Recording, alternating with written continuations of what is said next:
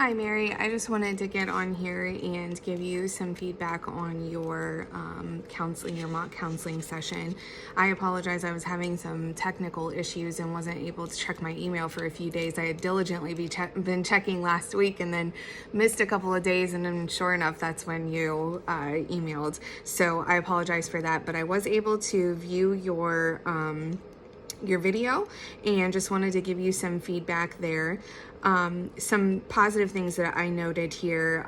You definitely did a really good job of giving a thorough informed consent, meaning you kind of informed the client on what they can expect throughout the counseling process, what to expect today for this appointment, and really gave them some insight into how that was going to look. So that always tends to reduce anxiety. That's why I usually start out all of my intake sessions like that, because usually if we can get through all of that stuff, they're feeling better about coming across the board. So what I did notice, this client definitely is very low energy. Not sure if he wanted to be doing this with you. He definitely appeared to not be happy about what he was doing. And so I couldn't help but to kind of chuckle a little bit, because I'm assuming that he was sort of coerced or forced into this. So thank you to him for being a good sport and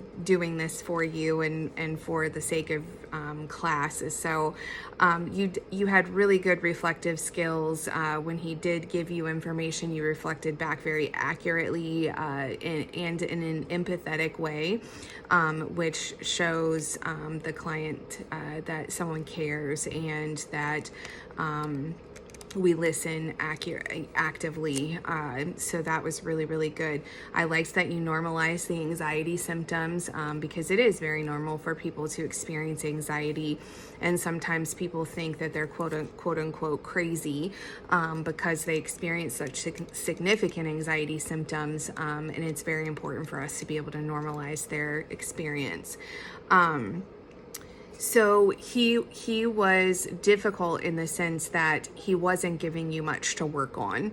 When you asked a question, it was a very short answer. It was very non-energetic. He wasn't forthcoming with information. And so what tends to happen, what all of us, I think, struggle with, therapists struggle with when that happens, is we tend to want to compensate for that. So we get very wordy. We get very talkative. And then what tends to happen is we will repeat the same things over and over, maybe in a different way, different wording, but we will just get very, very chatty. And a lot of the times that can get redundant. It can get, there are things that can get overemphasized. And I think the client can pick up sometimes on our nonverbal cues in the sense that this is making us somewhat anxious.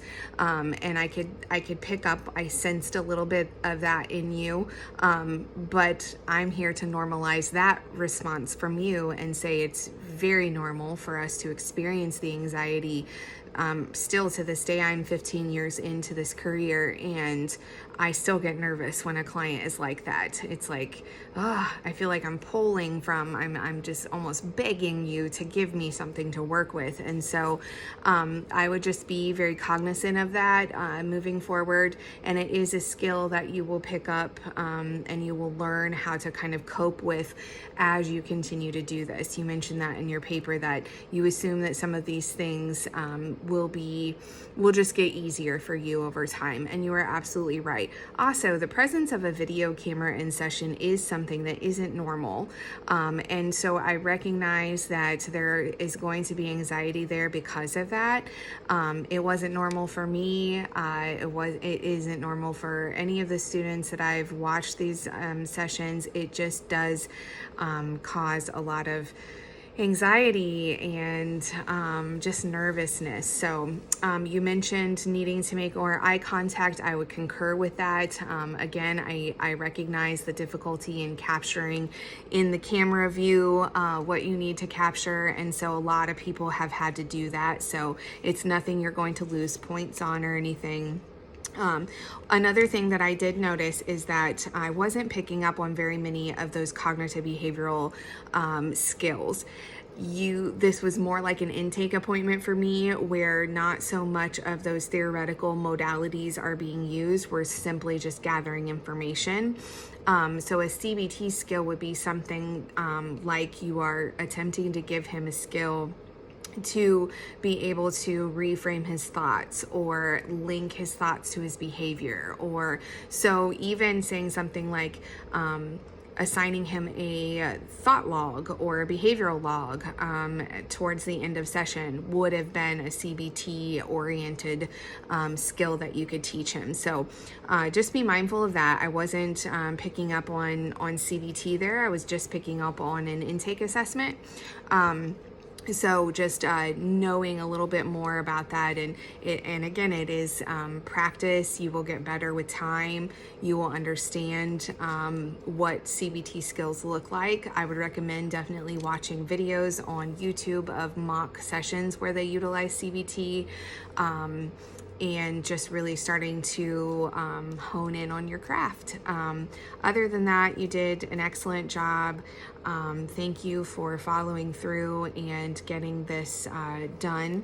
I noticed that you ended the course even without submitting the counseling session with a B. So the fact that you even went through the trouble of doing this is appreciated. I hope that you feel like you learned something. I think it's really, really important for us to very early on learn what it feels like to be a therapist and how uncomfortable it can be sometimes. I think it also gives us a sense of what the client may be feeling, so we can be very empathic to them in situations like this. So I appreciate your hard work, and if you have any questions in the future, regardless of if I am your instructor or not, please don't hesitate to reach out. Take care.